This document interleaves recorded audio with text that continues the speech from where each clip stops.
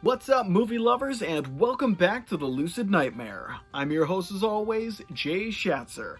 And today, well, it's time for another quickie and another fabulous movie haul video. Like I said before, it's just gonna keep going and going and going because I have too many movies to keep track of. But let's get right into this, because why waste any time? First up is a fantastic Edgar Allan Poe based flick.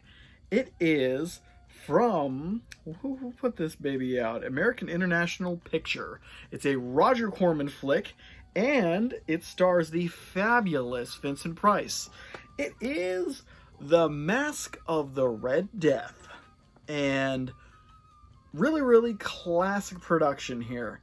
Just some really great visuals, a haunting story, very Shakespearean almost, and just fabulous. Like always, Vincent Price does an amazing job in the lead, and it's just a really, really cool and classically done flick. I actually didn't see this one until recently, and really, really loved it, but I had no doubt that I wasn't going to love it because I love absolutely every Vincent Price performance. But, yeah, great to have it in the collection because I don't believe I had it, but I'm not sure. I had a bunch of Vincent Price box sets, and I don't believe Mask of the Red Death was on any of those box sets. So, really nice to have it in the collection. Screen Factory put this one out, and like always, they do a really fabulous job, and really, really happy to have it in the collection. But, yep, Mask of the Red Death. Boom! Next up is a goofy film. It's actually a film that came out recently, somewhat recently, in 2014. I guess that's not really that recent, but it's probably one of my newer movies that I own. I'm mostly into the classics. But this horror comedy hit a soft spot for me when I watched it with my friends on one of our Monday night movie viewings. And the movie I'm talking about is, I believe it's a Canadian flick. It is Wolf Cop. And yeah, I mean, from the name, you know you're in for some really weird stuff. But yeah, it's actually really well done. A bunch of funny scenes, memorable moments, and just a barrel of laughs. Just a fun flick to watch with a group of friends. And I think that's why I enjoyed it so much. And there's also a sequel, Wolf Cop 2, but I'm not sure. I don't think I own that anywhere. But watch that too with some friends, and just as enjoyable. But Wolf Cop, the first one, really fun, stupid stuff, but enjoyable nonetheless. And just decided to throw it into the collection. But next up is an older film, and it is a giallo flick, but it is one that is pretty much forgotten. It's really weird, really out there, and not one of the most memorable giallo films, but I guess it is memorable once you've seen it because it really is that weird. But the movie I'm talking about is Delirium, Photo of Gioia, I think that's how you pronounce it. I did a review on it, and I made it my mission to make sure I was pronouncing it right, but I've done the review so long ago that I've forgotten how to pronounce it. But I think it's Delirium, Photo of Gioia, and it's just a fantastic film. Not one of the most respectable giallo flicks, but damn entertaining. Stars a buxom Italian starlet. What is her name again? It is Serena Grande. And is this too much for TV? No, I guess they're all clothed in the back, but there she is right there, getting attacked, and there's making some love. But it's definitely a fascinating giallo flick. It's really, really weird, borders on slasher film. Film is directed by Lamberto Bava. I'm actually a really big fan of his work. I love all of his kind of slashers and giallos and horror entries. But yeah, this one's put out by Code Red, and yeah, it's just an enjoyable film. I actually did a review, like I said, so check that one out if you want to see it more in detailed view of how I like the movie. But yep, that is great to have in Blu-ray form. I can't even for the life of me remember if I have this on DVD or not. But regardless, it is in the collection now. So, Delirium, very, very fun film. But next three movie, I think I'm gonna do all these three. Well, just kind of introduce them at once because they're all by the same director. If you know anything about Andy Sedaris, you're gonna you know what to expect with his films. But I got three of them here. Boom. Whoops. Where is that? Three of them here that I picked up from Mill Creek. They're reissuing all of his films on Blu-ray. I pretty much own all of these anyways on DVD format. That is like a Andy Sedaris collection box set. But slowly, steadily, just picking them up because they are pretty damn cheap for Blu-rays. But it is Malibu Express. Just check out that cover. Look at that mustache. Then we got Hard Ticket to Hawaii, which is one of my absolute favorite Sedaris flicks. Really, really awesome across the board. And then The Dallas Connection, which I have not seen this one yet. I've seen the other two, but I have not seen this one. It's quite eye-opening. But yeah, I love Andy Sedaris' films and just jump at the chance of collecting more of them if they're out there.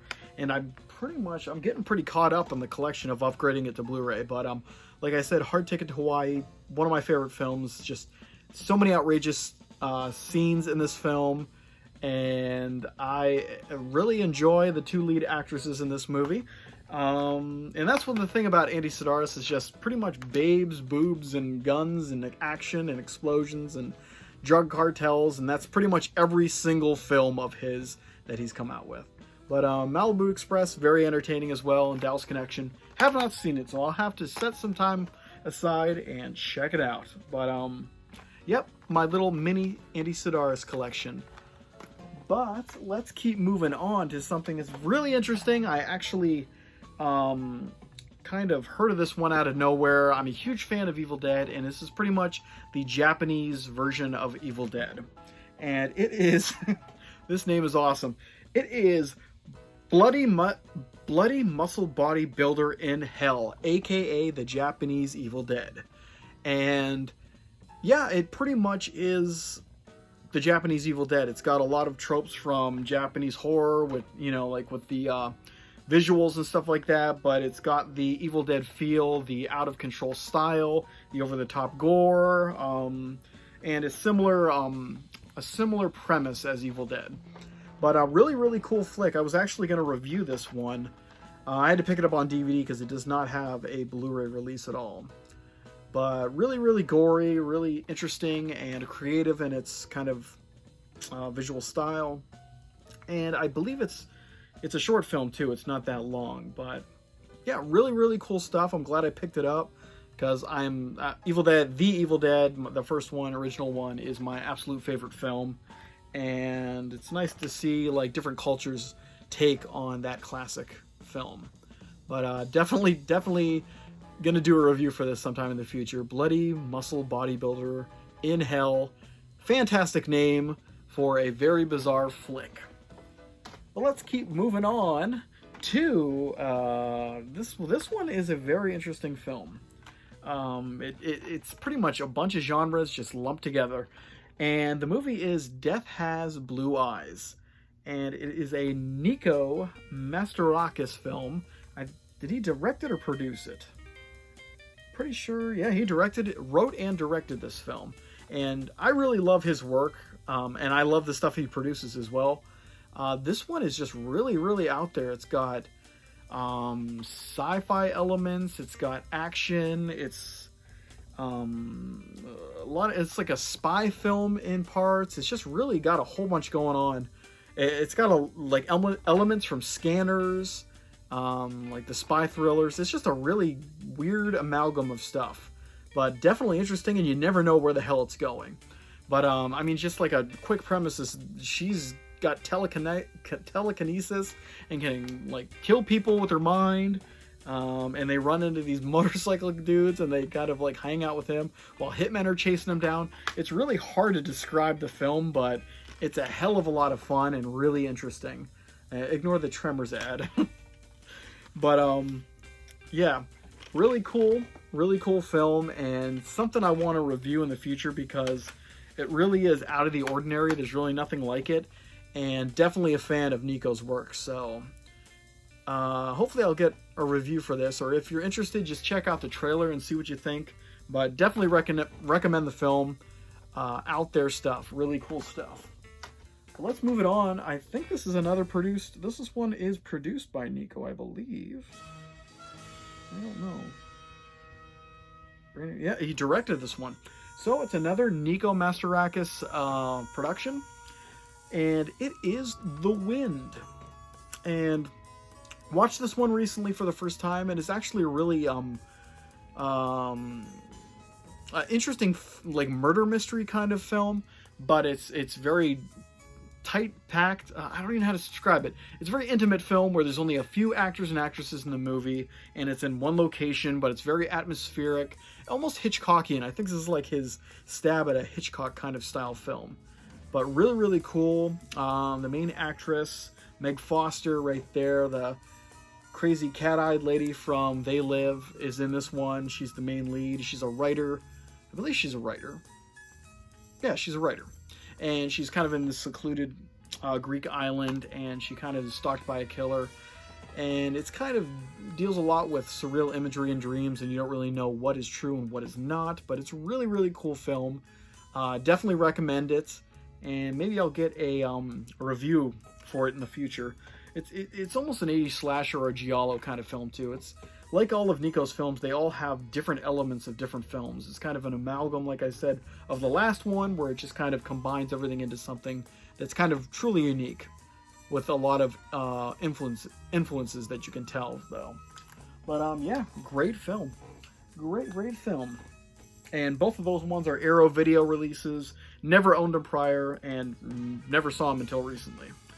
But next up is a film that I've seen a bunch of times because it's one of my favorites.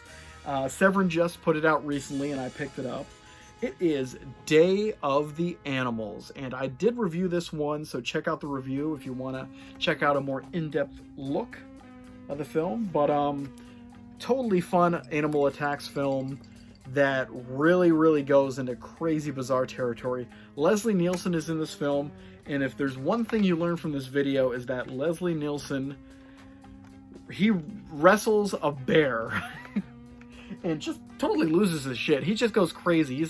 He's probably the biggest asshole in film history in this movie. It is just hilarious how over the top of a prick he is in this movie. But Day of the Animals, one of my favorite films to just kind of watch and get a chuckle out of. So fun, actually disturbing in parts, and really a brutal film. People are dropping like flies in this movie, but really amazing film. Day of the Animals, directed by William Girdler, and so glad that I never owned this one prior. So good to have it in the collection on Blu-ray from Severin Films, and just a fantastic film.